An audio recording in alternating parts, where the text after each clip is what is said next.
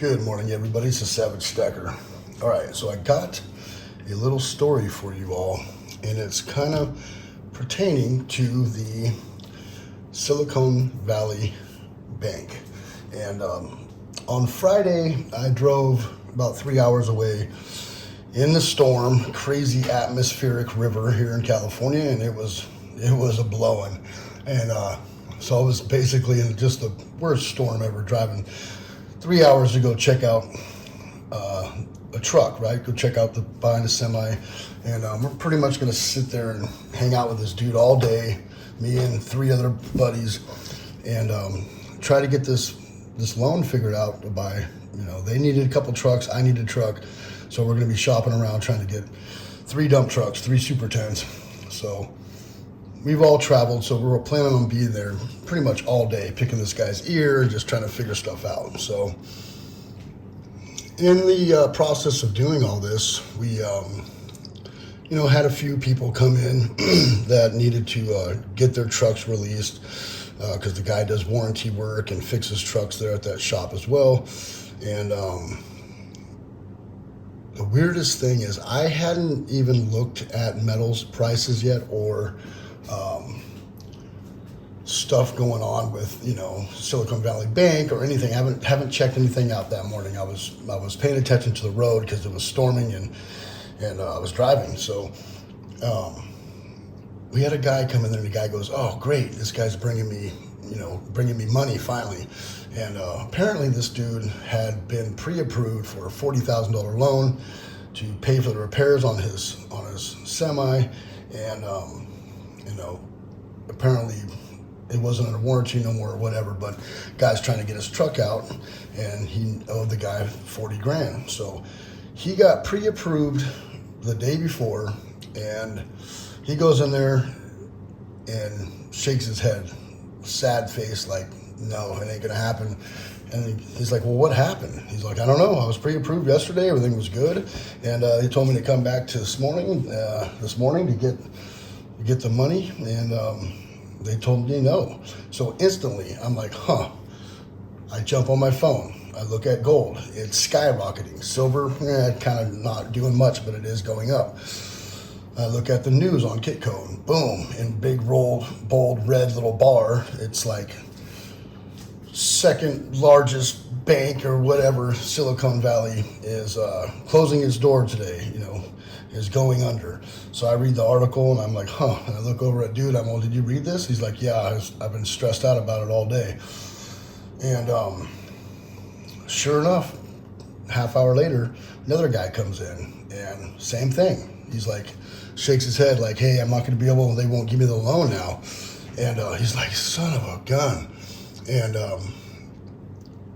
that guy, does his little spiel, talks to him stuff about trying to get his truck out. And then we come back in and he's like, "Dude, I think this Silicon Valley Bank thing is messing up everybody's loans. I think these banks are not trying to loan money out right now because they don't know what's going on." And I said, "Yeah, it looks pretty crazy. I just read a bunch of stuff on it." And so I think that a bunch of banks and lenders are stopped giving loans out based on what was happening with Silicon Valley Bank on Friday. And who knows, it'll probably settle down this next week or not, who knows. But I believe that these other banks got paranoid and denied these loans even though they were already pre-approved based on Silicon Valley Bank falling. And so it's just kind of a weird experience. And I knew immediately, as soon as that guy said that, I checked my phone right away. And sure enough, bad news. And that's a big bank. And I live in California. That's going to be a lot of jobs, a lot of money, a lot of contracts for work this year not getting signed off. Silicon Valley does a lot of stuff when it comes into building and just this whole economy out here. A lot of it is from not necessarily that bank alone, but I'm sure a good portion of it comes from that. So I'm wondering how the economy is going to be affected by that here locally. I'm about a half an hour away from Silicon Valley, so I'm going to be watching that quite closely. And but that was my experience with that on Friday. And it's kind of funny that these banks fall on a Friday, and then you have all weekend wondering what's going to happen next week. So we'll see what happens tomorrow and Monday, Tuesday, and see what happens. I'm waiting on a loan, a sizable loan myself, and it has me a little bit scared. It has me worried that they're either going to want more money or just say no and not lend because of what's going on. So this might put a grinding halt to my whole situation. Hopefully not, because the work is there, and I believe it's government work. I'm not sure if it's like commercial work. I don't think it is, but it might be. But if it is commercial work, and it's like, it might put a halt to that whole contract, and we'll see what happens. But as of right now, we have work. We have work for all summer, and trying to get that truck so I can make that money. But you never know. This could affect the local economy here really bad, and people might stop lending money, and that means these big companies that do these contracts, they might not be able to get these contracts right now. So we'll see what happens. Anyways, that's my experience with that. I try to keep what I mention on things like that to my experiences. I'm not, super hip on all the whole financial world, but it's kind of funny. Instantly, as soon as it went down, I could tell that something was going on in the financial banking world once both of those guys came in and said that they got denied even though they were pre-approved. And a couple more guys came in later that day, and I believe they were denied as well. So I think all the banks were not sure what was going on and just put a kibosh on the whole thing until they figure out what's going on.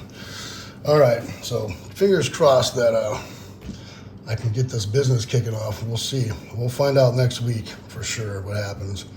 I'm going to keep a close eye on it, and I will let you guys know if it directly affects the California economy out here. So I'll keep you guys posted.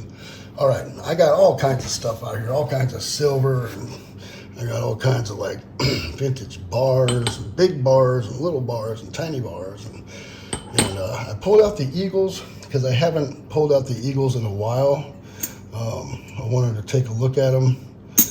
And I'm noticing some milk spots. We're going to get to this in a second. We're going to talk about my homie, my buddy, Constitutional Stacker. Got some good stuff coming up with him. And but I pulled out these Eagles, and I'm noticing they have some milk spotting going on. Which one is it? Is this it? Yeah. So if you get it to the right light here, you can see them, little blotches all in there.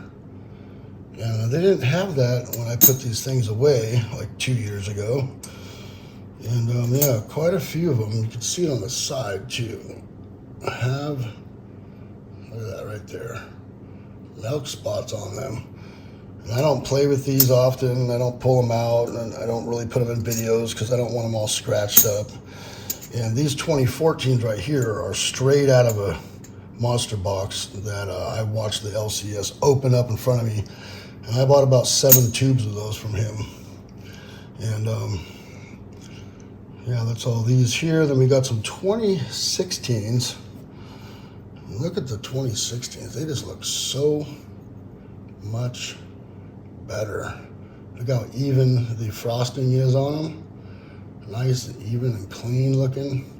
These ones are kind of, I don't know what was going on in 2014, but look at the weird levels of frosting and shine on the back. The cartwheeling's like a lot of frosting on the outside, a lot less towards the middle.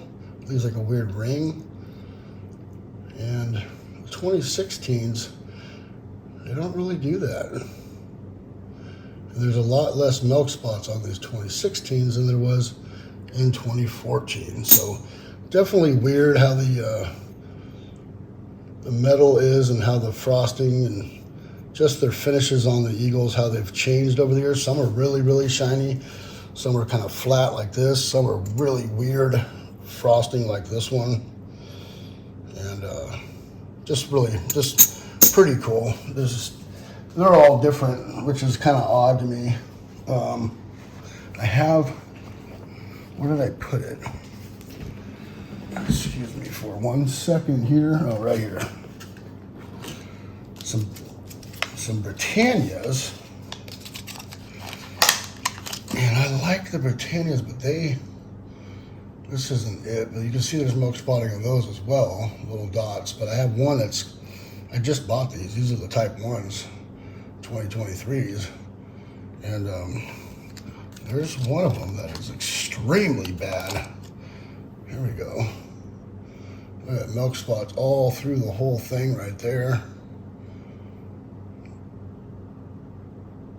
Look at all those milk spots all around the whole edge, the whole front. But if you look at these versus the Eagles, just on their security features and the different levels of proof-like finishes on them, the Britannias are just amazing. They're an amazing, beautiful, gorgeous coin, and but they milk spot really, really bad. I like them, I think, over the Eagles as far as design, but I love my Eagles. I do. I just wish that the United States Mint would step up their game like this as far as design and not call it a proof and charge you $100 for it.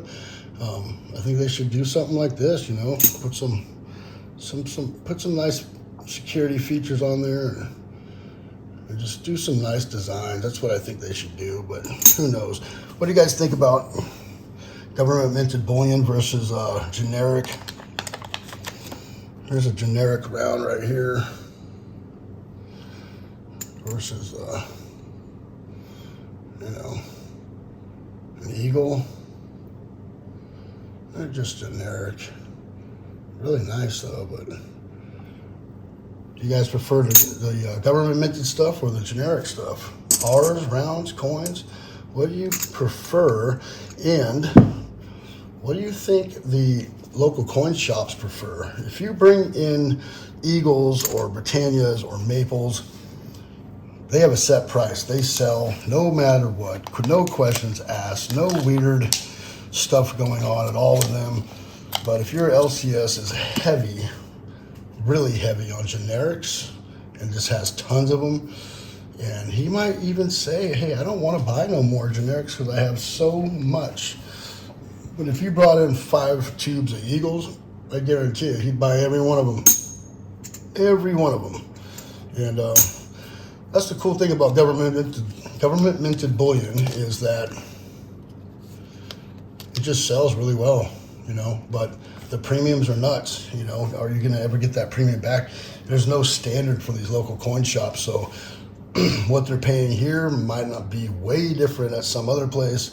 And if there was a standard across the board, it'd be great, but there's not. So I try to stay away from government minted bullion for now while the premiums are so high, and just stay with generics or bars or vintage or whatever other than government minted stuff for now. Premiums are coming down. They are getting better. I can't wait until we get back to, even if we get back to $3 or $4 over spot with Eagles, I'd probably start buying them again. But 7, 8, 9, 10, I just can't do it. I just cannot do it. What do you guys think? Government minted or generic? Bars or rounds? All right, let's get to this real quick. Constitutional Stacker is at about 800 and something, 20, 40, 50, 60, 800 and something subscribers. He has a giveaway coming up for, I think, 10 ounces of silver. I don't believe it might not be a 10 ounce bar, but I think it's a couple different things. And his giveaway is for me to get to 6,000 subscribers, which I don't really care. It's only 8 away. I'm not really tripping on that, but I'd love to see him get to 1,000 subscribers. So go check him out, please. He's got a giveaway going on, and he really didn't even have to say, you know, go get me to 6,000 as well. I think he's just doing that to try to help out, or so I'd shout him out. But he's my buddy, and I would shout out anybody. You know, if you're a good, solid person in the community, you got a small channel, I'll shout you out. I have no problem with that. But if you're my buddy, I'll go above and beyond. You know, so go check him out. And I'll leave the link down in the description. He's got a giveaway coming up. I have a big giveaway coming up pretty soon as well. And I know I keep pushing it out a little bit and pushing it out a little bit, but that's okay because I want to build the hype. It's a lot of stuff. There's gold, silver, platinum, coins, rounds, bar. There's all kinds of stuff, collectible stuff. And so be on the lookout for that. I will put Constitutional Stacker's link down in the description, and go check them out. Let's try to get them to 1,000. All right, thank you everybody for coming by. It is the Savagestacker. Remember to hit that bell icon so you get updated on my latest videos. Please rate, comment, and subscribe. Savagestacker is over and out.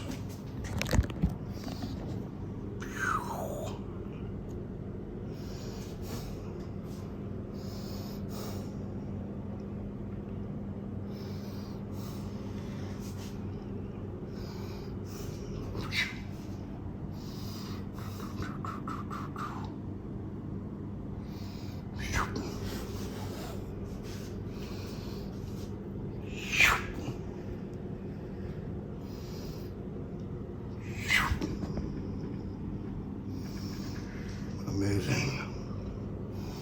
All right, check out Constitutional Stacker. Over and out.